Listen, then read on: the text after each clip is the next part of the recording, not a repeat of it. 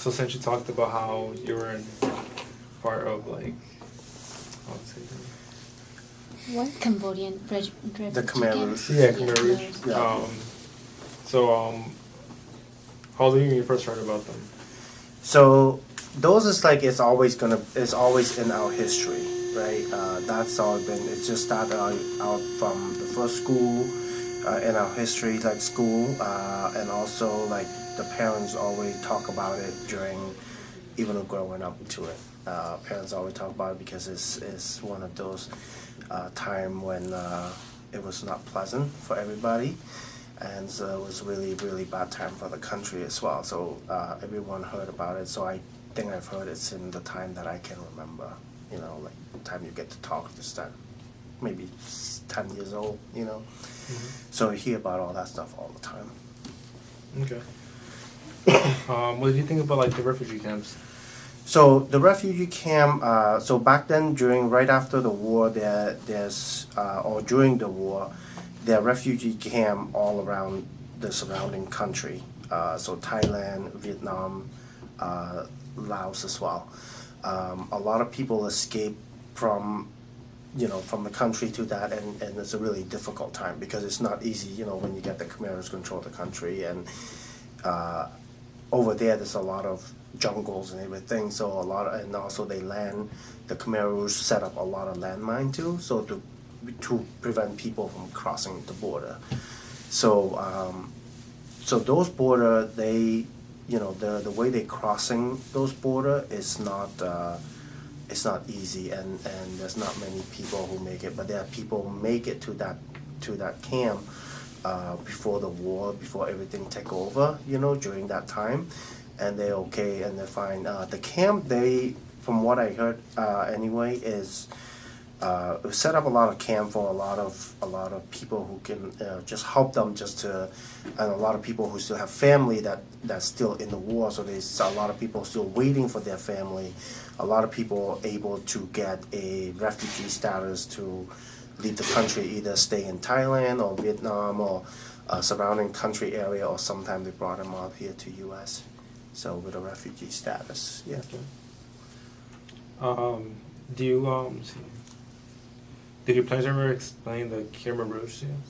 So how did my parent experience Khmer Rouge? So from the story from what my parents told me, so the Khmer Rouge regime, when they started out, it was just there's a lot of civil war going on there, and the Khmer Rouge took over, and we thought that originally it was to liberate the country from the dictatorship that we had. And then everybody thought in the beginning it was very happy because we were more like liberating, but turned out that the Khmer had a different agenda. So what they did was just that they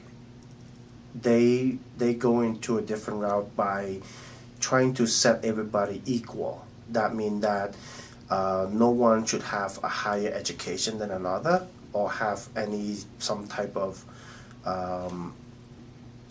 government or any almost like title in a way in a country. But it's kind of hypocritical in a way because they do have the power in the country.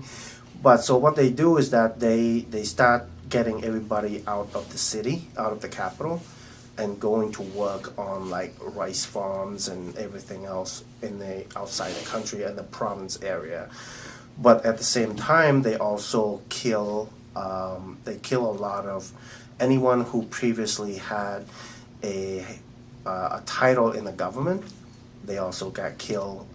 Anybody who has any type of education, used to be a professor, teacher, educator, any type of title, they get rid of it because their goal was to keep everybody the same equal. That means like nobody has higher education than another, but their education is always about just, support what the word they call angka. That means like it's supposed to be I'm not sure how to spell it, but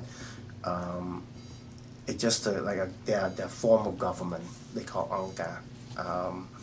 So that's and they kill off a lot of people, and the food there they overwork everybody. there's no food, only like about twice a day, and you work overweight, all long hours all day, every day. So there's not a lot of medical help either. My grandfather was diabetic, and he actually died from that because there was not a lot of medical help. And a lot of people die from that because, sickness and everything. And they usually so that's pretty much a really, really sad time. And they kill anybody that against them, really. So almost like a form of dictatorship in that time. So. Did you notice like any changes from your family when they came from Cambodia over here? It's there is changes. I've seen a lot of Cambodian people who feel better, but so after the country being liberated, even though when they move here, but they always have the scar, because they witnessed so much of them. So my mom, for example, she worked with the UN. So even though she traveled, after that she traveled, she worked with the UN. So she traveled, she's seeing all the different things. She happier, but to be honest with you, my mom's always have that fear. So it's almost like a PTSD. So it's always have that fear. So for example, even though when she lived in the house, right, she's always have that one suitcase that kind of like they call a bug out bag in a way, So it's almost have that bag ready no matter what. And from night to night, I think I still see her scream from the nightmare, So is it still affecting? I would say so. I mean, definitely physically. I mean, it's changing. It feels safer. I mean, she drives, she's doing stuff, going everything, but you're always still gonna have that, and it's never changed. So I think she still think about it. So it leave scars on a lot of people that I know. So. Okay. How did your parents handle the situation going on in Cambodia during the time? When they're in there during the. During the Khmer Rouge, how they handle themselves, so they are very they're educator. So my mom, before the war, she worked for the United Nations that was over there, so she was in the foreign. But it's almost like you have to suppress yourself, because you can't go out and think that you can't, because my mom speak both French and English, so they cannot know about that. Because otherwise, she would have been killed. So she had to suppress herself, kind of keep the head down, kind of follow whatever they want them to do. And that's how they survived the whole genocide, by just keep quiet and not talking about it, and not saying anything or showing any indication that she's somewhat educated. Yeah. So your parents never mentioned anything about a genocide? They do. They over there they kept political prisoner or even educator in a prison. They use a school. There's this famous school in Cambodia right now, right in the capital. They call it Tuol Sleng high school. They use the school. What they did with that, they used to lock people up in the room. So let's say you have a classroom like that, they divide it into a small little room, about maybe 4 feet, room, square, and they lock them all up in there, and they're using a lot of form of torture. That's what they call cleansing, just to kind of saying that you're supporting the Angka, you're not part of the other form of government and thing like that. So it's really it is really scary in a way, some of the time that the thing that they go through. I mean, you can't really imagine that. So yeah. If you guys Google Tuol Sleng, I think TOULSLENG maybe. If you Google it in Cambodia, they show a bunch of pictures of certain form of tortures and stuff too. You can use that, yeah. So. Since you're young, I'm pretty sure you don't have any memories from Cambodia, right? I do. I grew up there a little bit. So I was just a baby, so I don't really see much during the time. So, but what kind of memory you think that It's more like a prominent memory. Anything. Because the memory of it, like in Cambodia, it's always been. Even though growing up in Cambodia, you hear people talk about that, and there's still people talk about it today. Growing up in Cambodia it can be difficult because the war really scars us, and the country's never really wake up from it until probably the last, I would say, 10 years. That is, we actually started growing because I went to visit so the time I left there, and as much as I can remember, to the time that I went to visit about 4 years ago, the change is so much different. I mean, everybody have a cell phone now. We have like, even cars is almost like more modern car than what we had before. So it's a lot better than what it used to be. But it's still hard. I mean, we still have that scar from it. That it's never really grow out of it. Do you have any like experience from resettlement from Cambodia to America?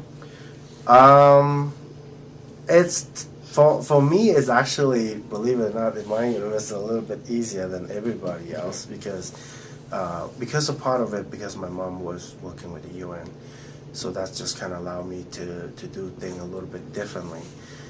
But from what other Cambodian people that I know of and that doing it, it's just that the transformation from over there to here is still different because when you come here, you have one language barrier, right? You don't speak English, and the system, how the system works and everything here. So it's very, very difficult for them to lead on, and some kids or even some family just never recover from that, so they kind of didn't do anything about it themselves because of that matter. So they usually end up being on the bad side of the society, doing other bad thing, Then we have other family who doing better, so that they move over here. The kids young enough so they able to go to school and learn to adapt the American culture, which is can be difficult than the culture there. So you can hear both sides. But to me, I think have my mom working in the UN, so we travel different countries before I move here. So it's kind of like understand that Western culture and be able to learn English before, went to American school and learn English before I move here. So it's make the life a little bit easier, I would say. But for everyone else, I know like a lot of Cambodian people that move here after the war. During refugee camp, in the refugee camp, they end up moving over here. They able to come here and they weren't able to recover, and they still have that scar because the how they growing up here, they don't understand. It took them years to be able to get on their feet.